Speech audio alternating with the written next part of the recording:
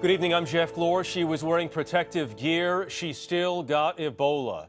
Tonight, new questions for the hospital in Texas that is now dealing with its second case of the virus, and a new search for those who may have been exposed.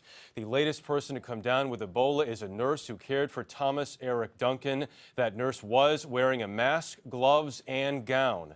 President Obama is calling for an investigation into what went wrong as hospital workers across the country now wonder if they're prepared. We have two reports, beginning with Vicente Arenas.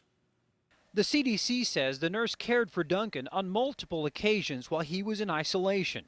According to protocol, she had been monitoring herself for symptoms. Friday night, she detected a fever. The hospital admitted and isolated her within 90 minutes. CDC Director Tom Frieden said today it's very concerning that a worker who seemingly did everything right got infected. We don't know what occurred in the care of the index patient, the original patient in Dallas. But at some point, there was a breach in protocol, and that breach in protocol resulted in this infection. Frieden said it's possible the nurse was exposed when she was taking off her protective gear. She also could have been infected while assisting during high-risk procedures.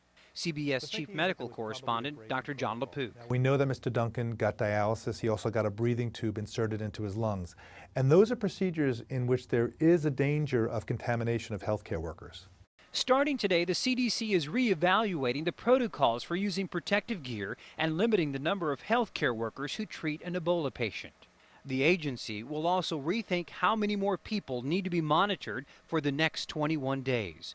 Already one person who had close contact with the nurse has been isolated, as well as her pet. Early this morning, police quarantined the nurse's condo. Flyers were handed out, and a reverse 911 call was made to neighbors within a 4-block radius of her home. Please be advised that a healthcare worker who lives in your area has tested positive for the Ebola virus. Precautions are already in place to clean all known potential areas of contact to ensure public health. Sean, who asked us not to use his last name, lives a few doors down from the nurse. When you were given the flyer, what went through your mind? Thought it was a joke.